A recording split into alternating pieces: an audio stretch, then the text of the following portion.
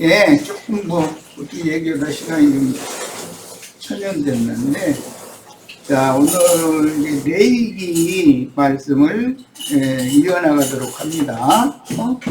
그 시끄럽히지 말고 시작한다고. 그럴 수도 없고.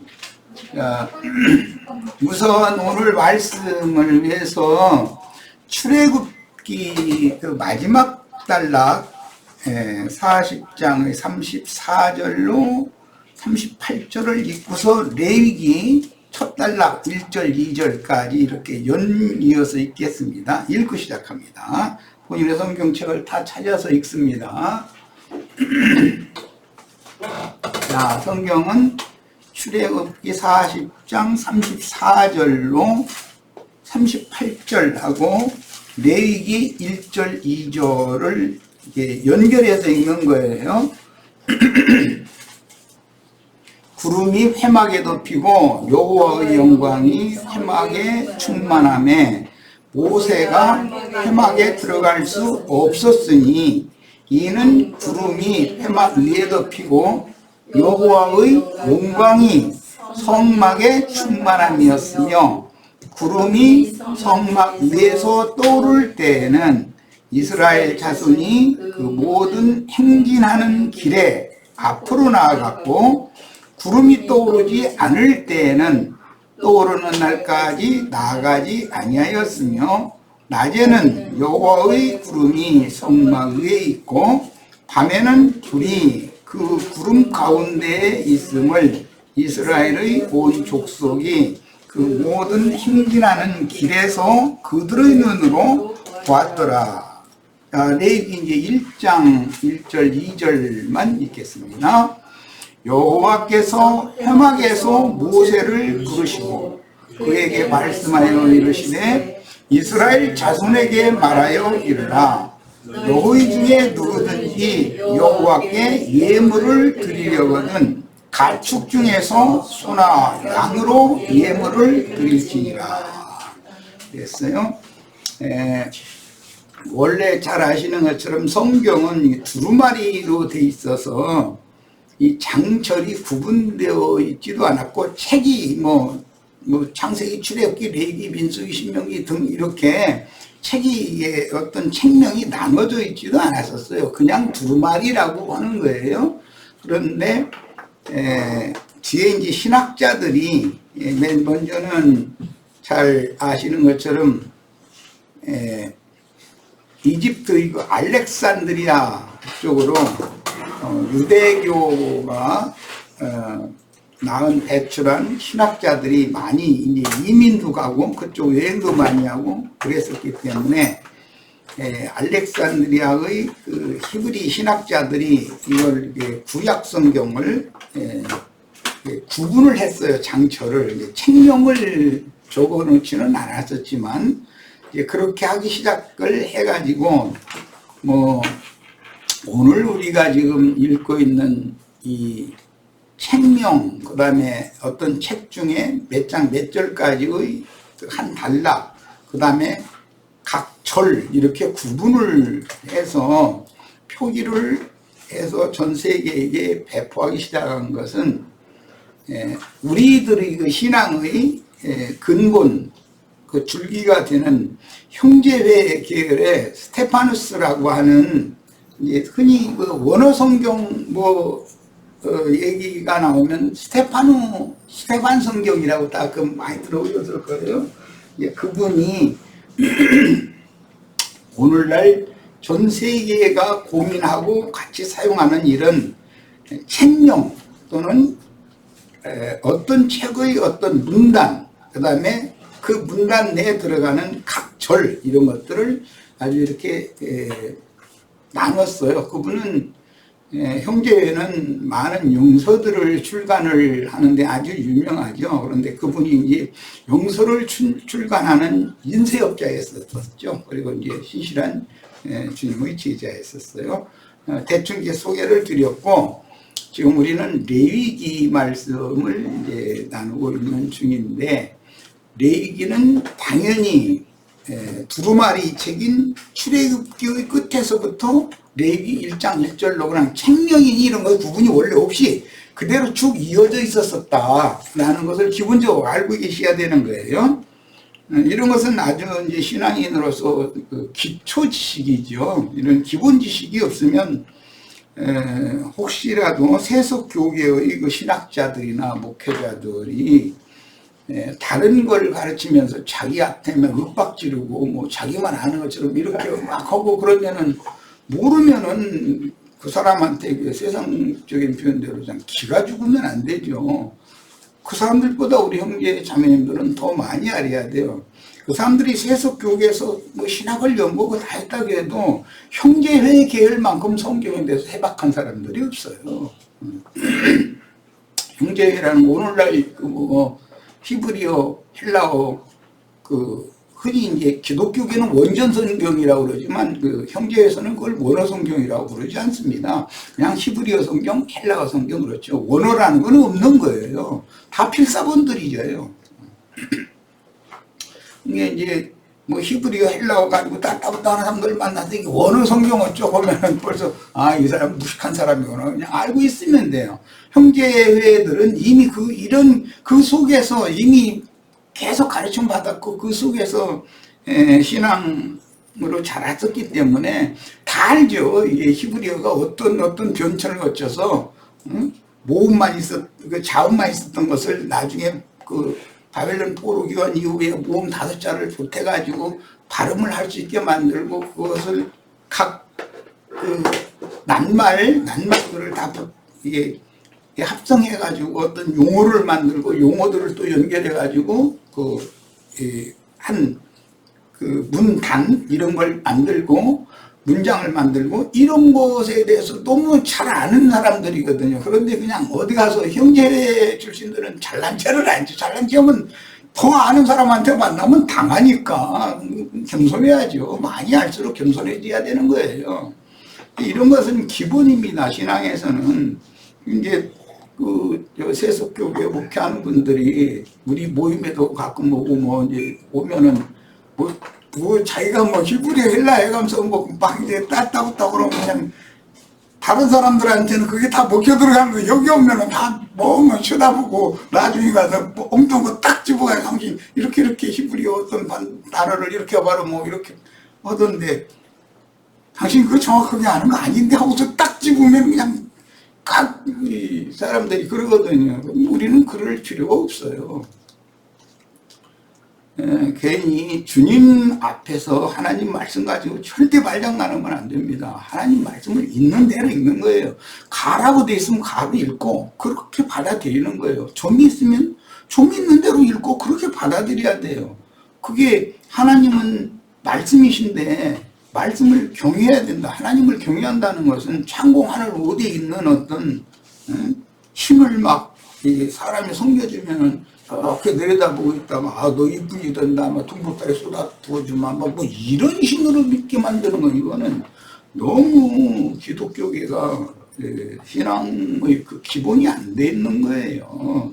하나님은 말씀이셔요. 그러니까 하나님께 감사하고 영광을 돌리고 찬양하고 등등 전부 말씀을 찬양한다, 말씀을 찬송한다, 말씀을 경배한다, 예배한다, 제사한다 이런데 제사법이라고 하죠. 레위기.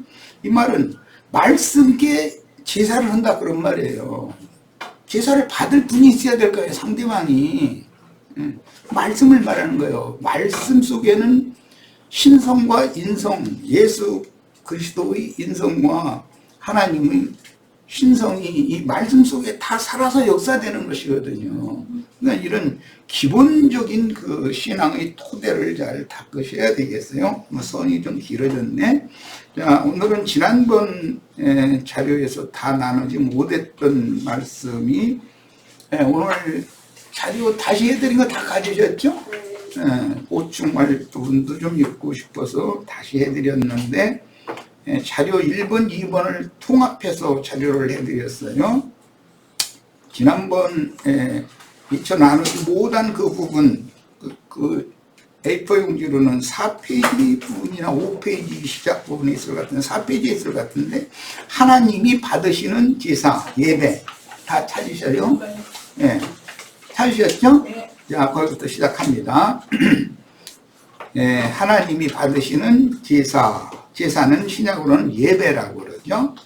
는 번제, 소제, 이건 외우셔야 돼. 기본 제사 5가지. 첫째는 번제, 두 번째는 소제, 세 번째는 속죄제, 네 번째는 속건제, 5번째는 화목제예요. 나머지 이제 많은 제사들이 있는데 그거는 이제 다음에 더 들어가서 세부적으로 하기로 하고 기본적으로 이것은 다 암기하셔야 돼.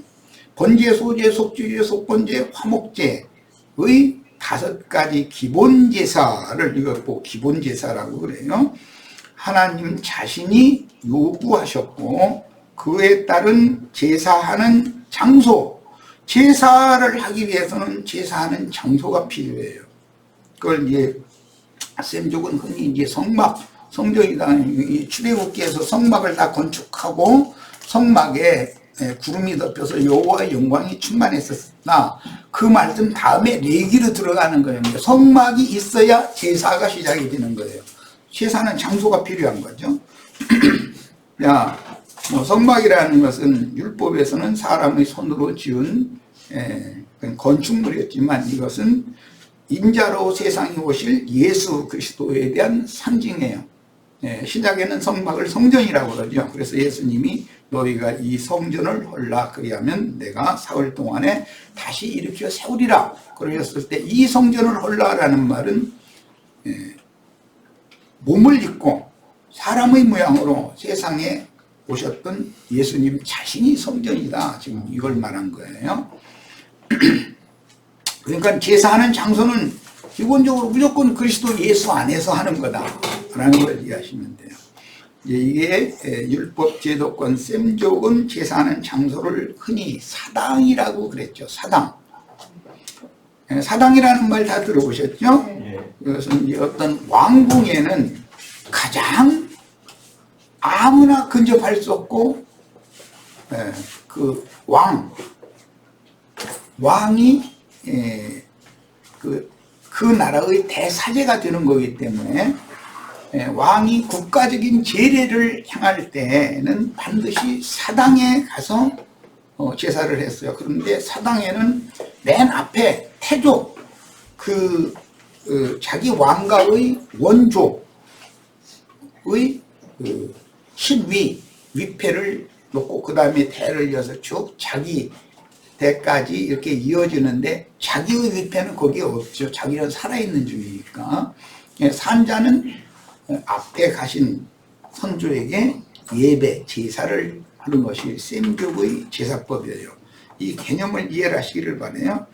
국가적인 어떤 대란이나 큰 문제가 있고 왕이 혼자 힘으로 현직 왕이 해결할 수 없는 그런 난제가 있을 때는 사당에 가서 국가적인 제례를 행해가면서 자기 열조에게 고하는 거죠. 이런 어려운 문제가 있는데 이 문제를 좀 잘 해결되도록 나에게 지혜와 계시의 영을 주셔서 이런 국난을 어떻게 헤쳐나가야 할지 이런 것은 계시를 해달라고 이렇게 하나님 앞에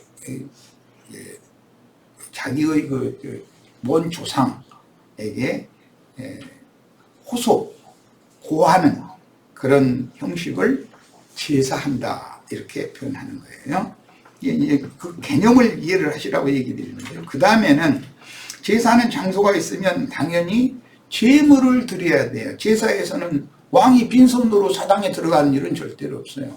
미리 아주 제물을 골고루 갖춰가지고 제물을 이렇게 진설하는 그런 것까지도 다 규정이 있죠. 이렇게 하고 왕은 이제 대사제가 되고 옆에 이제 왕의 그 대사제를 보필하는 그 사당의 일만 전담해서 하는 이제 제사장들의 도움을 받아서 국가적인 제례를 행했었어요. 당연히 제물이 있는 거예요. 이 제물은 주물주 하나님께서 인간 세상에 시해하신 산물, 목축업을 한다면은 목축업을 해서 얻은 가장 좋은 만물, 첫 조상, 그것을 잡아서 제사를 하는 거고, 그 다음에 이제 농경 사회라면은 농사한 것 중에서 가장 좋은 것들, 이것을 정결하게 해서 제사상에 올리는 거예요. 그 다음에는 이제 제사하는 방법도 정해져 있어요. 이것은 이제 오늘 아까 내가 외우라고 한 번제, 소제, 속제제, 속건제, 화목제, 이 모든 제사마다 제사하는 방식이 다르단 말이에요.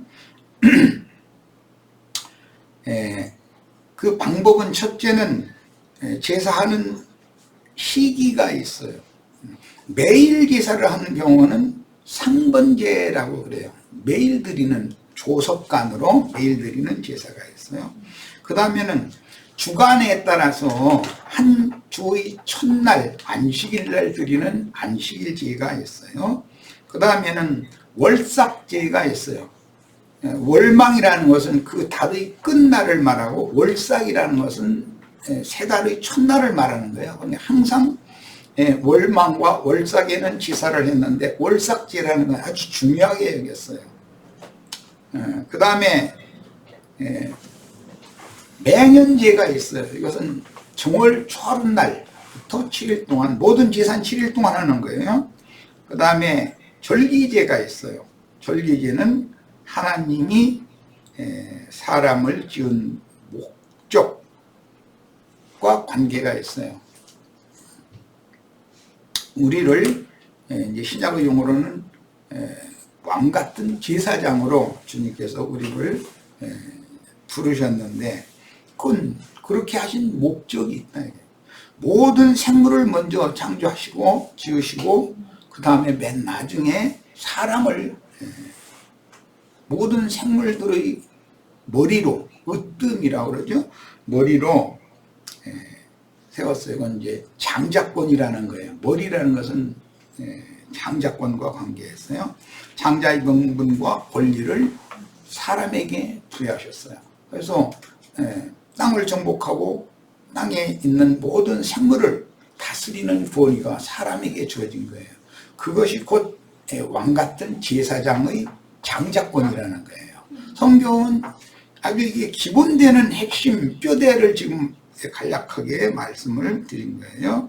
그래서 계시록 20장 4절로 6절 이제 가면 이기는 자들을 그 천년이 차도록 그리스도로 더불어 제사장이 되어 그 천년이 차기까지 왕노릇하게 하신다. 이렇게 결론이 나와 있어요.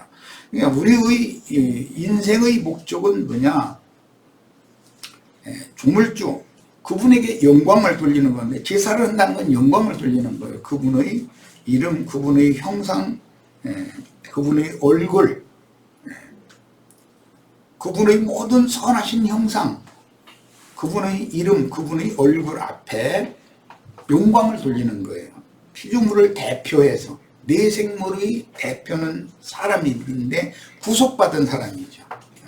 세상 사람이 아니고 구속받은 사람을 하나님의 사람이라고 표현하고, 신약에서는 그리스도인이라고 표현을 해요. 자, 이제 서는 이 정도 하고, 레위기는 하나님이 받으신 제사를 했던 그 최초의 제사장이, 대사제가 누구냐면 아담이었어요. 성경에. 네. 그래서 첫 아담이라고 그래요. 고린도전서 15장에 보면 둘째 아담, 마지막 아담이라는 용어도 나와요. 이 아담이라는 말은 흙이라는 뜻이고 사람이라는 뜻이에요. 이제 그래서 영어권에서는 그 soul이라고 이렇게 표현을 했는데, 사람이라는 용어를 혼이다, 혼. 그런 뜻이에요. 자, 뭐 아담의 둘째 아들인 아벨 대신해 주신 셋, 뭐 에노스, 에녹, 뭐 아브라함, 이삭, 야곱, 뭐 등등 이렇게 다윗, 또 예수님, 사도들, 오늘 우리들, 이렇게 제사장권을 받은 사람들이에요. 구속받은 사람들이죠. 구속받았다는 말은 피로 사신 바가 되어서 주인이 완전히 원주인에게로 돌아갔다는 뜻이에요. 하나님이 우리를 창조하신 조물주시지만 사람들이 마귀의 미혹에 속아서 하나님, 참 하나님, 진리의 말씀이죠. 살아있는 진리의 말씀, 참 하나님을 버리고 거짓말로 사람을 미혹하는 마귀도 성경을 가지고 인용하는 거예요. 거짓 하나님에게로 사람이 떨어져 나간 거, 그런 거 보고 타락이라고 그래요. 그러면 이 세상신 마귀를 이제 떠나서 예수 그리스도 참 하나님께로 돌아와야 되는 거예요. 그거 보고 회개한다 그래요. 돌이킨다 이 말이에요. 그럼 회개한 영혼은 하나님이 받아주신다는 것이 성경의 약속이고 그거 보고 언약이라고 그래요. 자, 이런 성경의 기본 원리를 이해를 하셔야 됩니다. 자, 그래서 영원한 대제사장, 즉 멜기세덱의 실체인 예수님에 대한 예표의 사람이 율법 제도권 안에서는 레위였다 이게. 레위의 그 아들이 아론이죠. 아론이 이제 대사제를 하고 다른 제자손들은 레위 지파라 해서 제사장 직분을 수행했어요. 그런데 이것은 예표와 모형인 것이지 그것은 영원한 실제가 아니다. 이제 기본적으로 이걸 아셔야 돼요. 주님께서 세우신 제사장은 멜기세덱 반차에 따르는 영원한 제사장이에요.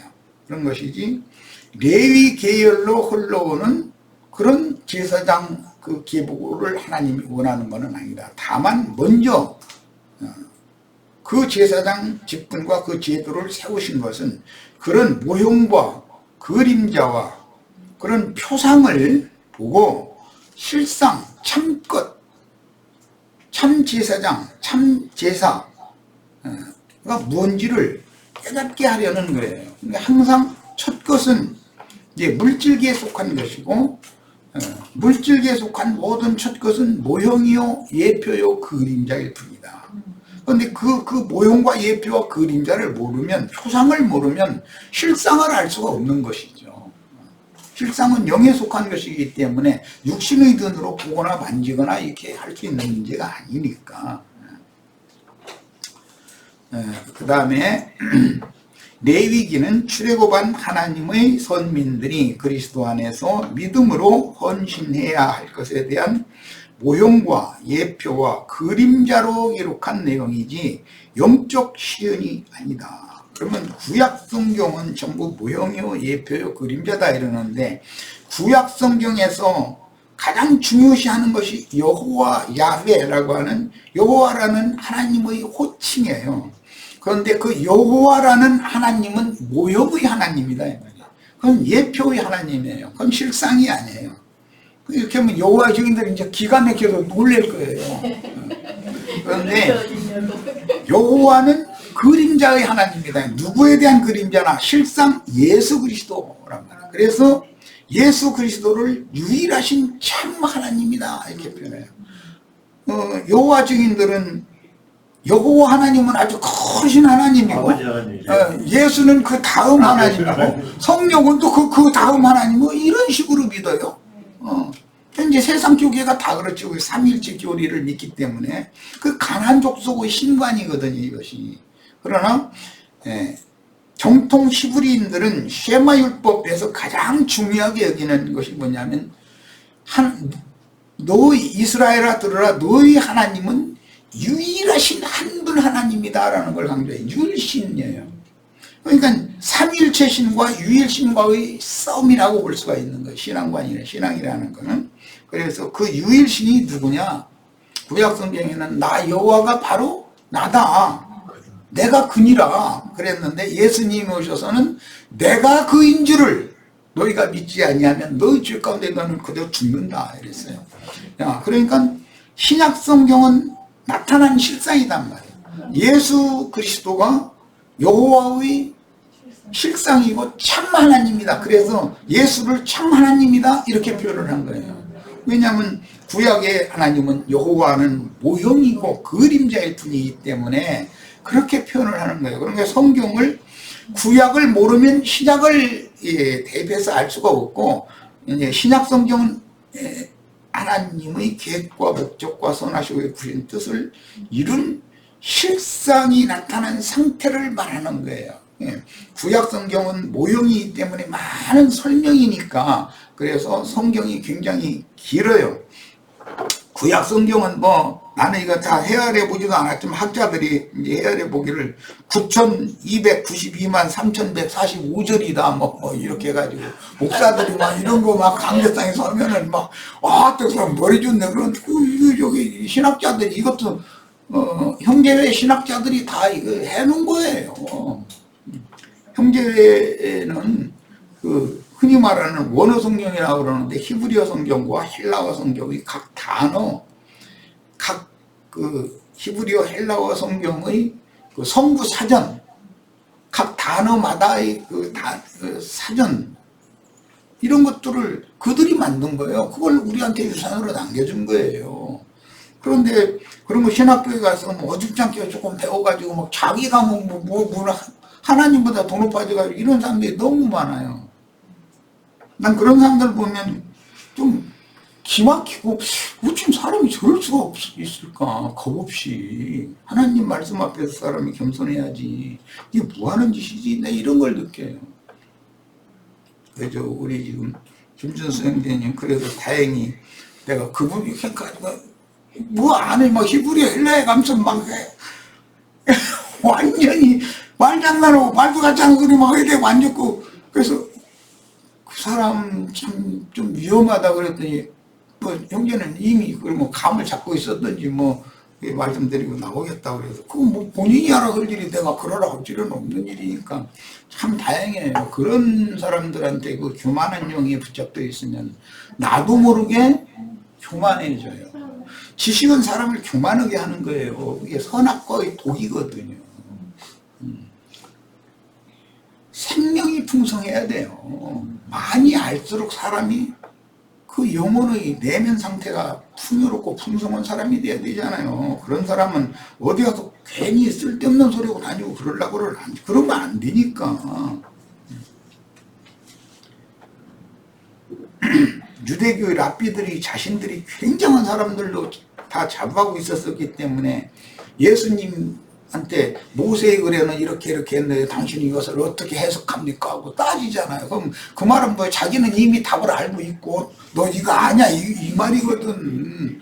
그런데 모세에게 그 말씀 하신 주님이 직접 왔는데 그분한테 세상 말로 원조한테 그런 거 따지니 이는 뭐 도대체 이거 뭐가 되겠어요. 절대 우리는 말씀 앞에서 겸손해야 됩니다. 내가 이걸 계속 강조해요. 어떤 성경에 대한 어떤 부분적인 지식이 더해질수록 더 사람이 겸비해지고 하나님 앞에 더 조심성을 가지고 살아야죠. 그래야 그 사람에게 더 많은 것을 이렇게 계시해주고 깨닫게 해주실 수가 있는 것이거든. 사람이 나는 뭐 안다, 뭐 나는 다 됐다 이래버리면은 하나님은 그 사람과는 더 이상 상대를 할 수가 없어요. 어떻게 하겠어요? 지가 다 됐다는데. 자, 하나님께서 지으신 사람 중에서 믿는 이들을 그분의 제사장으로 선택하여 세상에서 부르시고 그들 중에서 또 빼내신 자들을 지명하여 제사장으로 삼아 헌신하도록 허락하여 제사장 나라를 세우셨는데 하나님의 영광을 수호하는 직분은 본디 하늘 천사들에게 맡긴 거였어요. 사람 창조 전에 용들의 창조 세기가 있었다. 기본적으로 이걸 아셔야 돼.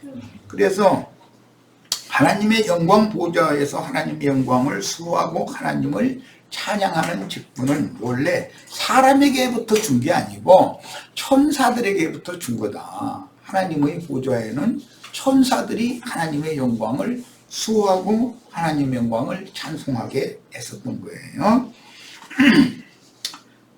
네, 그래서 이제 세상 교계에서는 이게 좀 너무 엉터리도 없이 아담이 뭐 인류 조상이다 이래가면서 막 가짜는 소리를 해서 세뇌를 시켜놔가지고 그러다 보니 인류 역사는 6,000년밖에 안 된다고 해서 뭐 지구가 6,000년 전에 생겨났고 엿새 만에 뭐가 생겨났고 막 이렇게 나오면 그 사람들 못 당해요.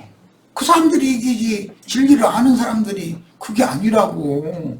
무슨 놈의 지구의 나이가 6,000살밖에 안 됐고 엿새 동안에 해달 별하고 막 무하고 막 만물 다 만들어 놓고 엿새 동안에 그렇게 했단 말이냐고. 그거는 영적인 어떤 의미가 있는 것이지 그런 식으로 그렇게 함부로 가르치면 안 된다고. 이랬다가는 대뜸 이단이라고 해버리거든요. 아담이 인류의 조상이라는 걸 부정하느냐고 말이에요.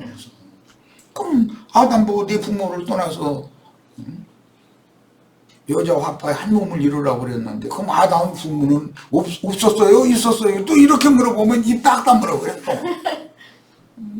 뭐하는 짓거리들이요 도대체.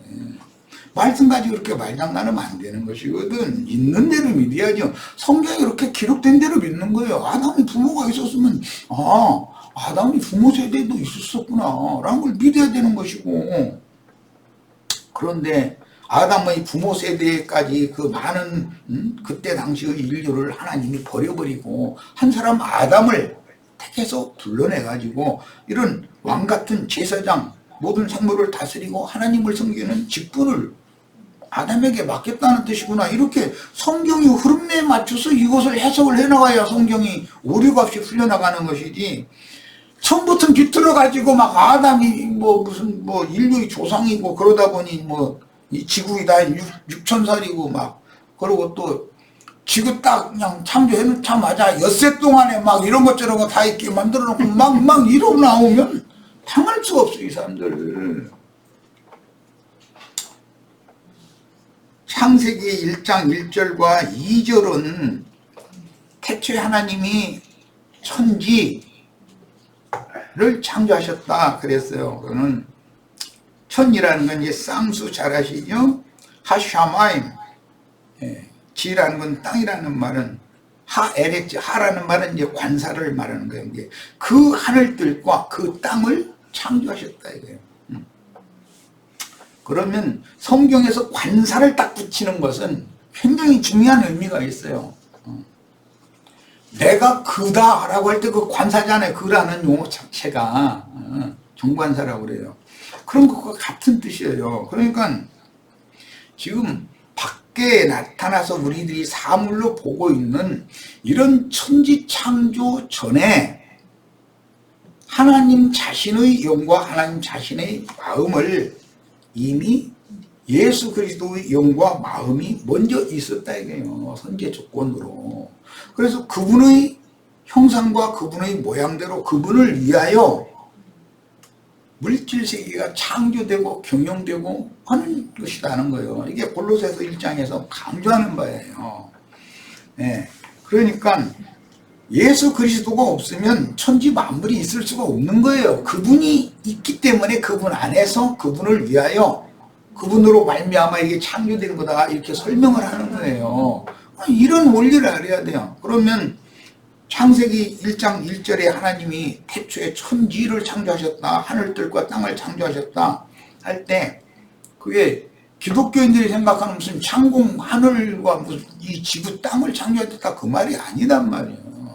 쌍수라고 하는 것은 영과 마음이라고 하는 것이 쌍이기 때문에 그런 거예요. 이건 이제 부부관계예요. 이건 영은 하늘이고 마음은 땅이에요. 하늘과 땅은 쌍인 거예요. 남편과 아내는 쌍이잖아요. 이런 거 같은 원리예요.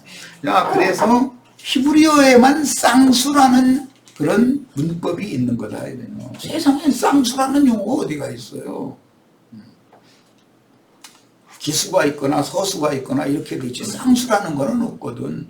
그러고는 이제 세상에서는 복수라는 용어가 있죠. 근데 하늘은 단수일 수도 있어요. 그라고는 관사를 말할 때 쌍수도 있을 수 있어요. 복수도 있을 수가 있어요. 그래서 성경의 문맥에 따라서 어디에서는 한 하늘을 말하고 있는지, 즉 하나님 한 분을 말하고 있는지, 쌍수 하나님의 영과 마음을 영혼을 곁들여서 말하고 있는 건지, 복수 모든 하늘들 위에 오르신 자다 예수님이 이렇게 그랬다는 거예요.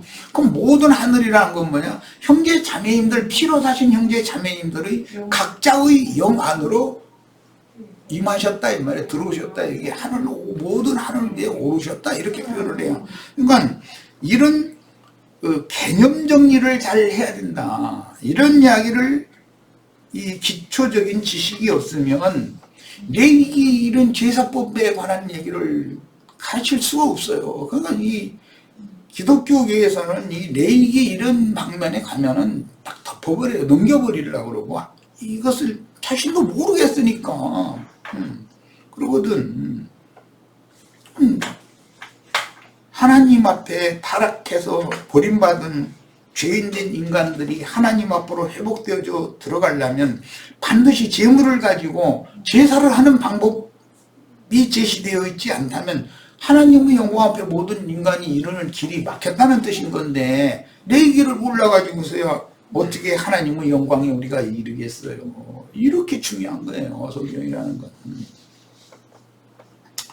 자, 그 다음에 첫 아담 이전에 천사들이 있었고 영들이죠. 천사들이 있었고 그래서 그 시골에서 보는 모든 영들의 아버지 하나님은 창조자는 모든 영들 천사들이 아버지다 이거예요. 우리 사람들만의 아버지가 아니에요. 기본적으로는 천사들을 창조한 조물주다 이거예요. 아버지다 이거예요. 그런데 그 천사들 중에 장이 있었는데 그 천사 장을 이제 현대 그 용어로 이제 루시퍼라고 이렇게 표기를 해놓고 루시퍼라고 읽는데 이 루시퍼를 따르는 많은 천사들이 있었어요. 그런데 천사들은 루시퍼에게 미혹당하지 않고 하나님의 영광을 끝까지 하나님이 정해준 그 지위와 신분과 직분과 위치를 절대 변절하지 않고 끝까지 잘 지키는 천사들이 있어요. 그 빛의 사자들이다 그래요. 빛의 천사들이 있어요. 그런데 이 루시퍼와 그를 따르는 천사들은 어둠의 사자들이다 그래요. 그들을 보고는 공중권세를 잡은 악의 영들이다 이렇게 표현을 했어요. 이제 천사가 있는데 천사는 두 그룹이 있다. 것을 기본적으로 또 아셔야 돼요. 자, 그 천사장의 미혹에 따라서 천사들이 먼저 반역에 가담을 했고 지상세계에 있는 아담의 부모 세대, 큰 뭐 오래된 세대, 창세기 1장 1절에서 2절 사이에는 그것은 이 지구 과학자들은 60억만 년이 됐느니 그러는데 나는 지구 과학자가 아니고 물리학자가 아니니까 잘 모르겠고 어쨌든 기독교계가 가르치는 6,000년보다는 지구의 나이가 훨씬 많다. 많아도 보통 많은 게 아니에요.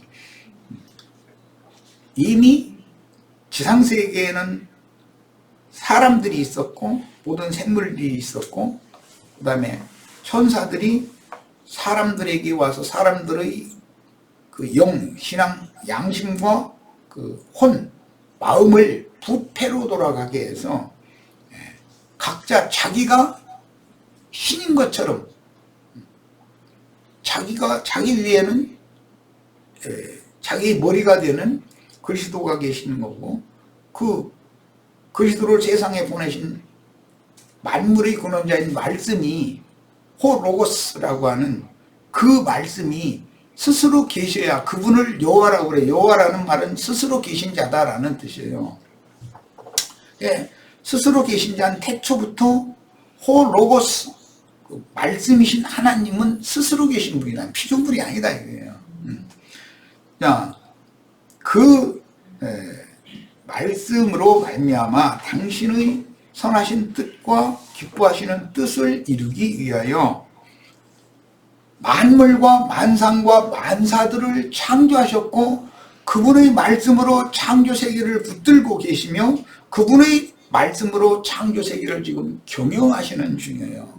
이것을 확실하게 믿어야 돼요. 이게 안 믿어지는 사람은 예배당에 난 믿어서 구원받았다는 건 그건 혹시 거짓말일 수도 있는 거예요. 그냥 믿습니까? 아멘, 아멘, 아멘 하면 이제 당신 믿었으니까 구원받았다고 이제 세례식을 이러고 그것이 구원받은 증표가 아니에요.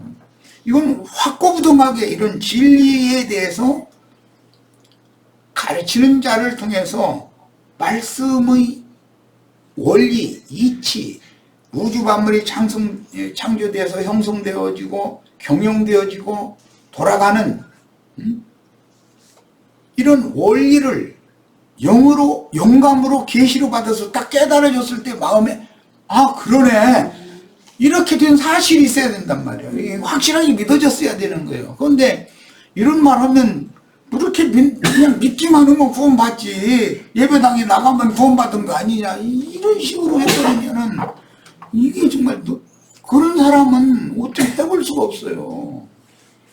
하나님은 그렇게 말씀 앞에서 겸손한 사람에게는 은혜를 주시지만 사람이 영이 교만하면 하나님 그를 물리칠 수밖에 없는 것은 그 사람은 이제 어떻게 하겠어요 더 이상. 이런 것을 깊이 생각해 보시기를 바라요. 자, 그래서 창세기 1장 2절에는 긴 시간이 지난 다음에 땅에서 반역이 일어났었기 때문에 땅을 심판했는데 그래서 땅이 공허하고 혼돈하며 흑암은 깊은 게 있었다. 이 흑암이라는 게 반역 전사들을 말하는 것이란 말이야. 네, 마귀 권세가 땅을 지배했다 이거예요. 그런데 하나님께서 심판한 땅을 물로 덮었다 하는 거예요. 그건 이제 욥기에 나오는 말인데 그러면 당연히 땅이 혼돈하고 공허하고 막 지각변동이 일어나고 그러면 흙먼지에 뭐 화산 뭐 이런 것이 저기 무슨 막 용암이 막 흘러나가면서 막 말도 못하는 먼지와 연기와 이런 것들이 하늘을 가리니까 당연히 해를 봉하했다는 욥기 말씀이 하나님이 해를 봉하고 달과 별과 모든 빛들을 다 이렇게 가려놔 버렸다 그랬는데 그게 어마어마한 지각변동 이후에 있는 일이다. 그 시간이 지난 다음에 또 비를 내리고 땅속에 있는 그런 기풍의 샘이 터져나오게 해가지고 두 물이 합하여서 온 천하를 다 덮어버렸다는 거예요. 물로. 그러고 해는 가려져 있는 상태니까 당연히 얼음바다가 되는 거잖아요. 그래서 이 지구 과학자들은 빙하시대 바로 전에 공룡시대, 용의시대가 뱀의시대가 있었다는 걸 과학자들이 말해줘. 성경 가지고 따따붙다 하는 사람들보다도 과학자들이 더 잘 알아. 빙하시대 전에 용의시대가 있었다 이거예요. 마귀 뱀의시대가. 사람들보다도 그 용들이 더 힘도 세고 권세를 부리던 시대가 있었다는 거예요. 공룡시대가 있었다. 뭐 이래요. 이런 과정을 거친 다음에 그 다음에 회복한 하나님은 수면에 하나님의 신은 수면에 물 위에 운행하셨다 그러는데 이제 먼 훗날 예수님이 오셔서 갈릴리 바다 밤바다를 이렇게 걸어서 제자들이 타고 배로 노를 젓고 있던 배로 오셨잖아요. 그러니까 수면에 운행하신 거잖아요. 실상이잖아 신약은. 예. 자, 그건 뭐냐? 심판받은 땅, 저주받은 세상을 하나님이 발밑에다 발밑에 밟았다 이거 발등상 삼았다 이 말이에요. 그러면 이렇게 다 모든 기는 것들을 정복하고 다스릴 수 있는 하나님의 아들들이 나타나야만 하나님이 원래 우주 만물과 만상과 만사를 창조해서 붙들고 경영하시는 목적이 이루어진다는 걸 말하는 거예요 지금. 자, 이런 성경의 그 창세기 시작 기원에 관한 말씀에 대해서 반드시 이해가 있으셔야 되고, 그래서 그걸 회복할 때 첫째 날이라고 그랬는데 이제 첫날이라는 말이에요. 처음 시작날이죠. 시작날에 빛이 있으라부터 시작해가지고 빛을 해를 봉하고 달, 별 이런 것들을 다 가렸던 하나님께서 빛이 있으라 했으니까 거기 가리고 있던 흙먼지니 뭐니 이런 게 다 한 군데로 떠나가게 만들고 지구에까지 생명이 비치게 투과될 수 있게 하였다는 거잖아요. 그건 회복을 말하는 거예요. 심판이 있었기 때문에 그 다음에 창세기 1장 3절부터는 회복의 역사를 말하는 거다. 회복하는 그런 기간이 엿새 동안 새 일을 행하셨다 이 말이에요. 태초에 하나님 천지를 창조하셨는데 그것을 심판하시고 나서 새 일을 행하셨다 이 말이란 말이에요. 그리고 나서 창세기 2장 3절까지 그 회복의 역사에 대해서 쭉 설명한 다음에 창세기 2장 4절에는 그 다음에는 천지가 아니라 지천, 땅과 하늘들을 재창조하실 때의 대략은 이러하다라고 표현을 한 거야. 그러니까 빛이 있으라부터 즉 창세기 1장 3절에서 창세기 2장 3절까지는 재창조, 회복을 말한 것이다 이런 말이야. 자, 저 시간 여기까지서 마칩니다.